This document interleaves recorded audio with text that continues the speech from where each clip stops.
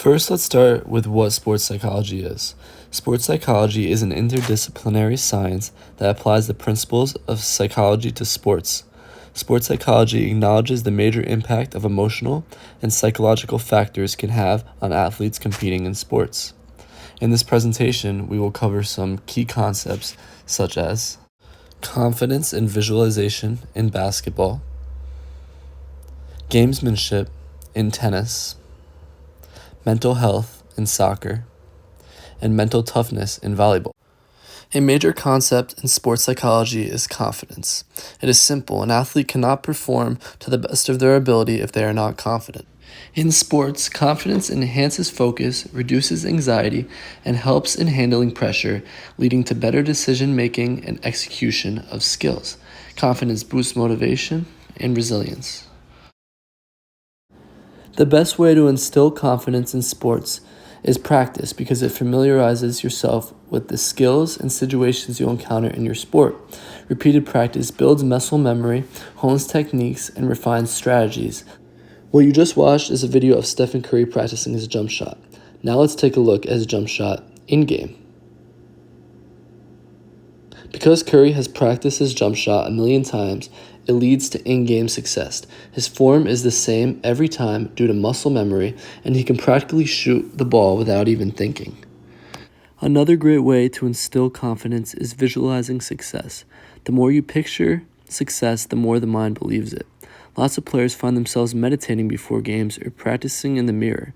This positivity allows them to be confident in themselves. In this clip, you can see the best player in the world, LeBron James, meditating with 1 minute left in a 3-point game. LeBron quotes that he visualizes success before and during every game. This allows him to calm his nerves and be confident in himself. Another major aspect of sports, apart and beyond the physical game, is gamesmanship. Gamesmanship is the art of winning games by using various ploys and tactics to gain a psychological advantage. Gamesmanship becomes paramount when skill sets are closely matched, as the ability to beat your opponent now depends on who plays smarter. Elite athletes know that understanding and beating their opponent goes beyond physical attributes. It requires understanding them psychologically. By meticulously studying an opponent's patterns, strengths, and weaknesses, athletes are able to gain a tactical advantage. For instance, a tennis player might intentionally vary their serve to disrupt the rhythm of an opponent who expects the same serve again. Here's an example of world famous tennis player Nick Kyrgios putting gamesmanship into action. In this clip, the opponent expects a hard overhand serve because that's what Nick has done prior. But Nick changes it to an underhand serve and completely surprises the opponent. Gamesmanship also involves creating mental distractions for opponents. For example, these distractions can manifest through strategic timeouts. In American football, there's a term called icing the kicker, in which the opponent calls a timeout in hopes of disrupting the kicker's rhythm and routine. Another mental distraction appears in trash talking. This is done to disrupt the opponent's composure, allowing the player to gain a mental advantage over the opponent.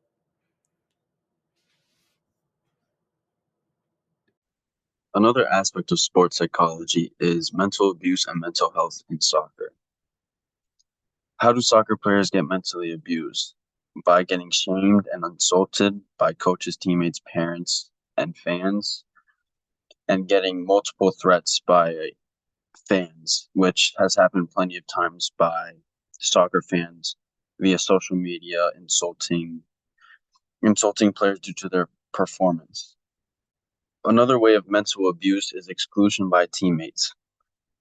And this can happen especially when you've had a bad weekend or you've been out of form and teammates tend to not pass you the ball in practice and games.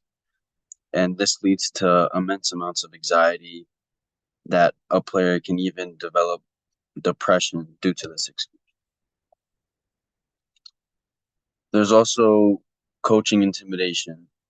And although coaches are supposed to support and help their athletes, when an athlete isn't performing well, coaches may express disappointment to this athlete, and it impacts the way they play tremendously.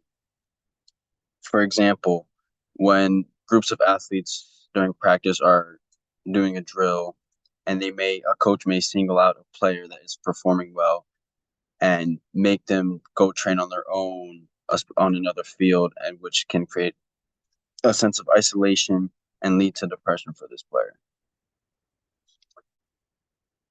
The lack of mental health awareness in soccer. Athletes are required by society to not express themselves, let alone their emotions, which can end up conditioning them into hiding these emotions to better their performances on the field. And also that if they do embrace their mental illnesses and seek help, this can potentially lead to a setback in their athletic performance. So if no one expresses their mental health struggles, most assume they don't have any and disregard the issue. Which leads on to the saying, mask on and play. The saying mask on and play is a metaphor that suggests athletes should just put a mask on and hide their issues and emotions and just play their sport. In this case, soccer.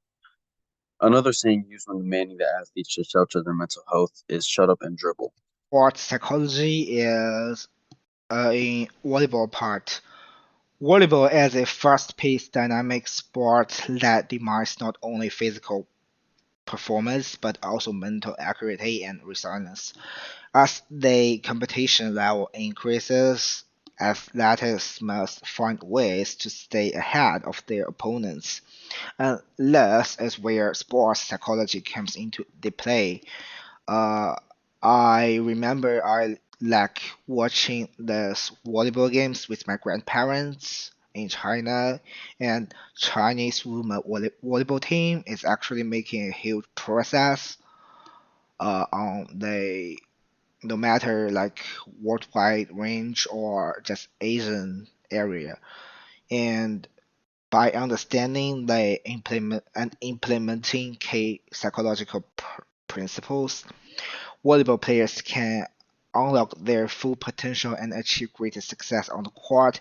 And this can also help me to understand how to deal with problems or pressure during like matches or games I play.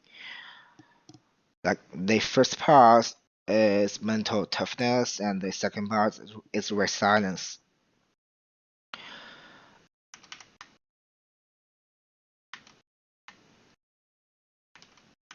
Mental toughness is a critical aspect of sports psychology. Like it is important no matter in volleyball, soccer, or basketball.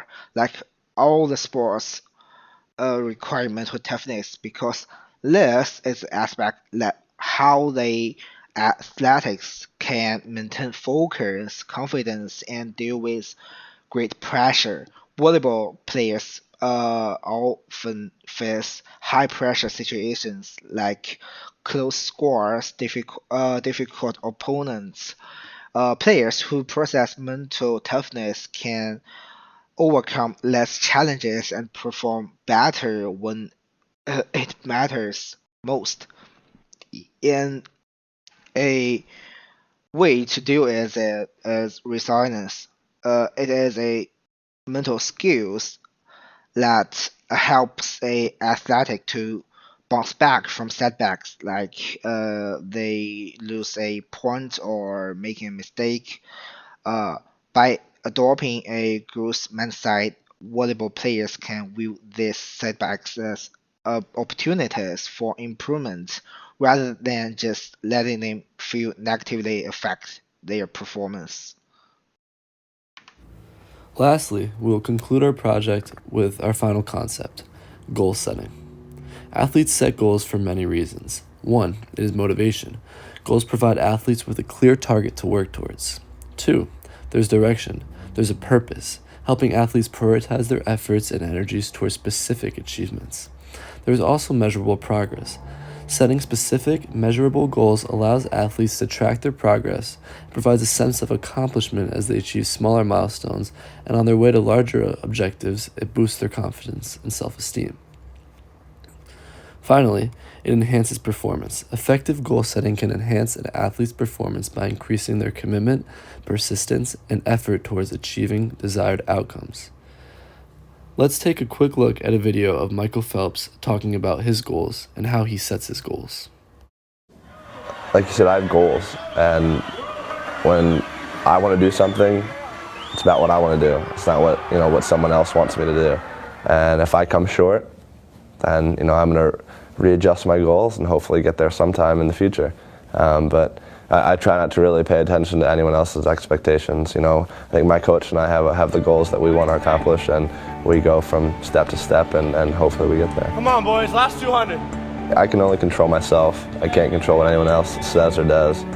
So if a gold medalist sets goals, so should you. But anyways, thank you for watching our presentation on sports psychology.